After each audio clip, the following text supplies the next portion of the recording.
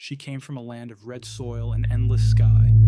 Jane Kariuki was 42 years old, a Kenyan immigrant, a homeowner, a daughter, a sister. She had migrated from Kenya to the United States and built a life in the greater Seattle area, a life that was entirely, unmistakably her own. She owned her home in Kent, Washington. She maintained her household. She held full authority over her space, and she was surrounded by people who loved her. A sister and brother-in-law nearby, and a mother, Rosemary, waiting for her back in Kenya. Crystal David Murphy arrived in the Pacific Northwest carrying a past he never disclosed. Long before setting foot in Washington State, Murphy had lived on the East Coast, where a manslaughter conviction in North Carolina was already part of his record, a pattern of volatility that had crossed state lines. In the early 2000s, he relocated to the greater Seattle area and eventually settled in Kent, where he met Jane Kariuki. He moved into her home, and the control began almost immediately. Investigators would later describe him as a man who could not regulate his emotions, unpredictable, detached. When things did not go his way, he did not communicate. He intimidated. February 2006. The King County Sheriff's Department was called to the Kent address for the first time. Murphy had beaten Jane, dragged her across the room, shattered glass objects around the house.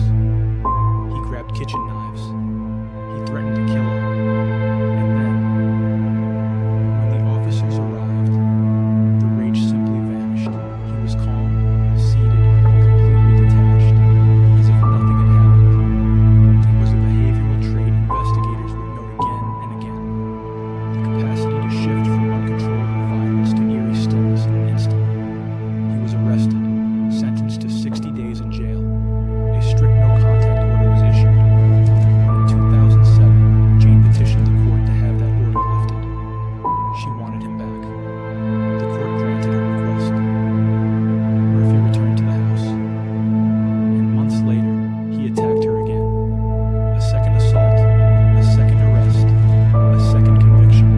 A legally documented pattern of chronic, escalating danger. October 16, 2008. Jane Kariuki had made her decision. Murphy had to go, permanently. She ordered him to pack his belongings and vacate her home. Rather than accept it quietly, he triggered a day-long standoff inside the residence. Jane called her brother-in-law for help. He arrived to serve as a buffer, a physical presence between Jane and the man who had already hurt her twice. To get Murphy out of the house without provoking an immediate escalation, the brother-in-law suggested they all get into his SUV. They would drive north to Northgate, drop off a friend of Murphy's, and then return to Kent so Murphy could collect his things under supervision. Murphy understood the arrangement. He knew his time in that house was finished. As the SUV traveled southbound on Interstate 5, Murphy sat in the back seat, directly behind Jane, watching her, realizing that his control over her life was entirely broken. Rather than accept it, he drew a hidden 4-inch knife, put Jane in a chokehold from behind, and while the vehicle moved at highway speed, he stabbed her 31 times, in the neck, the face, the chest. The brother-in-law pulled over to the shoulder near the North 85th Street exit and called emergency services.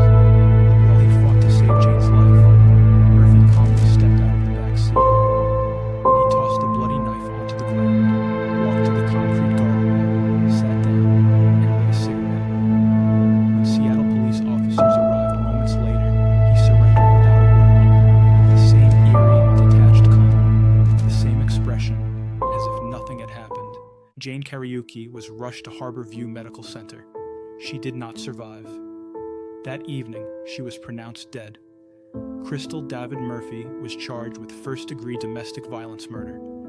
Due to his out-of-state manslaughter record and his documented pattern of chronic domestic abuse, the judge set bail at $5 million. On September 24, 2009, Murphy pleaded guilty.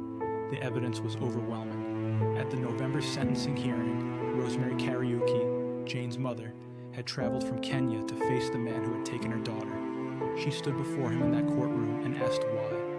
Why 31 stab wounds? Murphy, maintaining the same detached demeanor that had defined him throughout, told told the judge he did not know why he had done it. He offered the family nothing.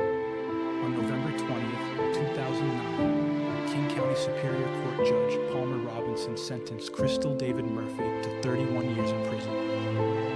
The judge made his reasoning explicit: 1 year for every stab wound inflicted upon Jane Kariuki. 31 stabs, 31 years.